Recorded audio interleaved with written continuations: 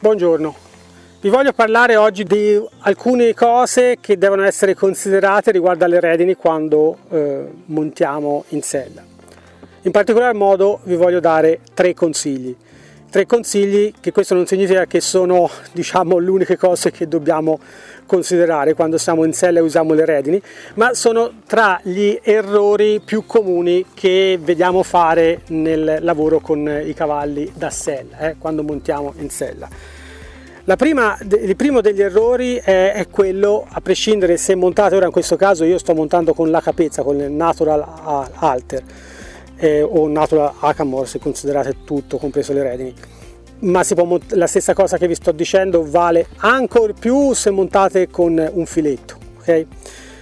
Il primo errore che vedo comunemente fare, soprattutto da chi proviene dall'equitazione tradizionale, in particolar modo dall'equitazione all'inglese, ma purtroppo lo vedo fare anche da chi viene da scuole di equitazione western, è quello di usare entrambe le redini per fermare il cavallo. Parelli dice: una redine per controllare, due redini per comunicare.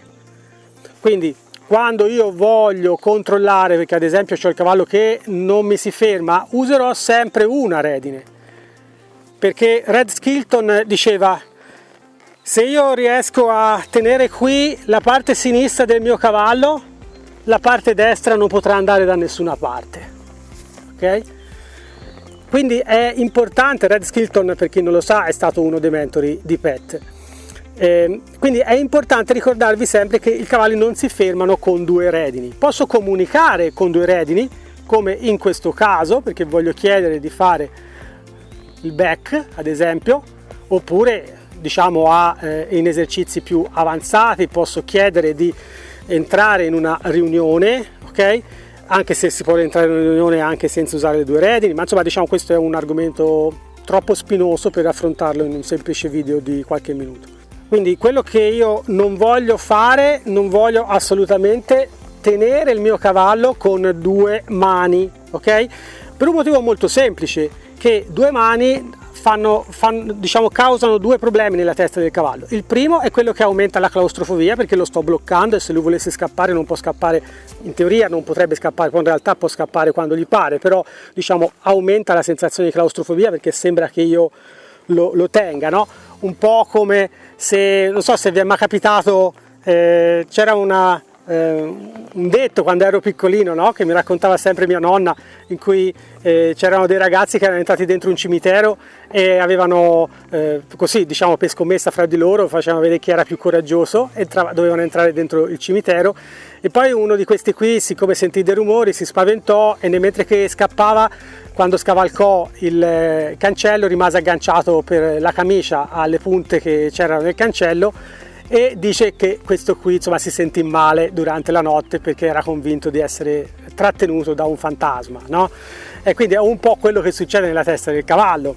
Ora ve la metto sullo scherzo ovviamente, però è un po' quello che succede, no? Cioè il cavallo ha paura di qualche cosa dietro, vuole scappare avanti e noi lo teniamo e quella cosa gli fa aumentare la paura, quindi gli fa aumentare la claustrofobia. Mentre se io lo giro da una parte, in realtà è molto diverso, perché lui può muovere i piedi e i cavalli hanno bisogno di muovere i piedi per smaltire l'adrenalina, e quindi la situazione di ansia e di claustrofobia diminuisce un pochino, ok?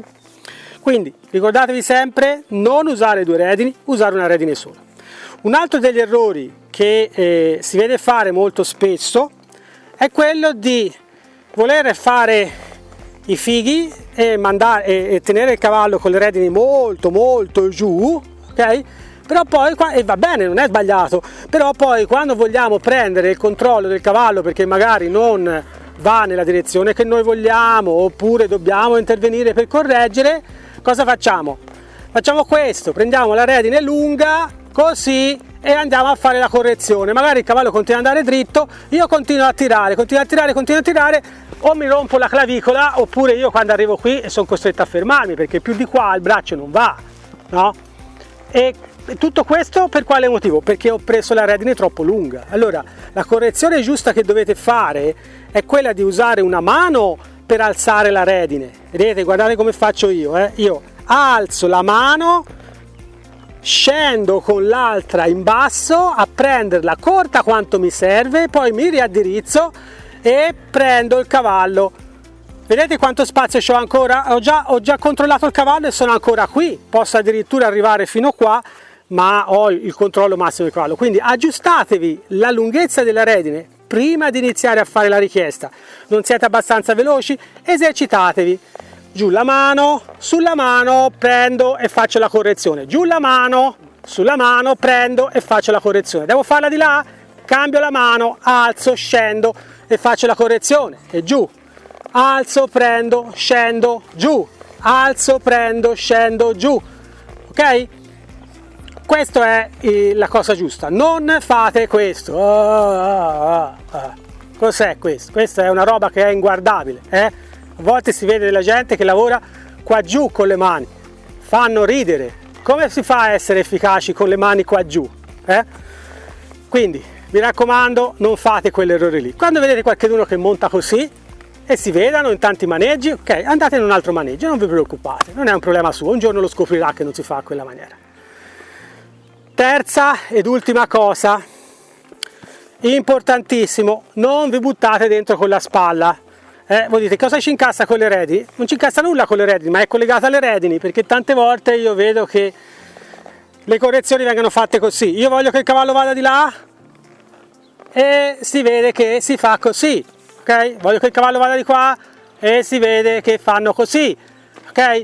Allora, questa spalla qui e non va buttata giù se volete andare di qua. Va lasciata su, dritta. Così. Io voglio andare di là, faccio questo movimento. Voglio andare di là, faccio questo movimento. Non questo. Ora ve lo esagero, chiaramente. Quindi le spalle sono dritte, semmai se vi può aiutare pensate invece che deve essere un po' più alta la spalla interna rispetto a quella esterna, ok? Vedete? E va un pochino verso l'alto. Se invece voi cominciate a pensare che deve andare verso il basso, cosa succede? Che vi casca la spalla dentro e questo non va bene. Perché non va bene? Ve lo spiego. Noi cos'è che insegniamo al cavallo? A andare via dalla pressione. Ok? Quindi io metto pressione da questa parte e voglio che il cavallo vada da quella parte, vedete? Ok? È talmente semplice. Allora, se io gli insegno ad andare via dalla pressione, ma poi dopo quando voglio che giri di qua, io mi butto da questa parte, cosa succede? Che il cavallo va di là, vedete? Ma se io invece faccio l'opposto, cioè voglio girare a destra, alzo la mia redine destra e mi sbilancio leggermente con il peso di là, vedete?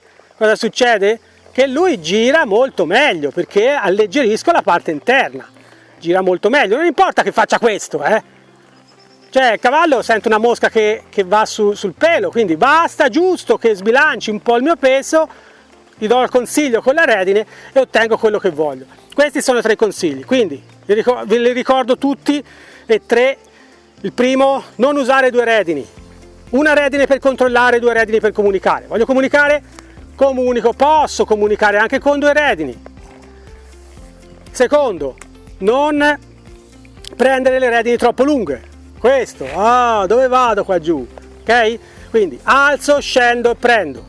Terzo consiglio, mi raccomando, non vi buttate all'interno. Voglio girare a destra, mi metto leggermente con il peso a sinistra. Voglio girare a sinistra, mi metto leggermente con il peso a destra. Se vi può aiutare, pensate a alzare, a mandare in fuori leggermente la gamba interna. Cioè io voglio girare a destra, sposto un pochino il peso con la gamba a destra in modo da liberare questa spalla e giro da quella parte. Spero che anche oggi questo video vi abbia dato qualche cosa su cui riflettere e su cui soprattutto ragionare un po'. E se vi è piaciuto mettete un like, se vi è piaciuto veramente condividetelo tramite i vostri profili ai vostri amici, insomma tutte le cose che vi dico sempre di fare e ci vediamo la prossima settimana. Ciao ciao!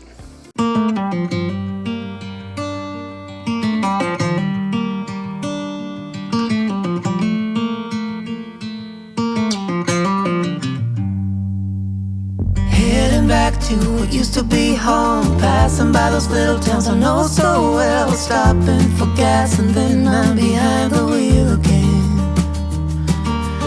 Driving is like a spiritual cleanse where every mile is a new beginning and every bend holds a new end. I eyes on the road, don't lose control. I'm speeding fast to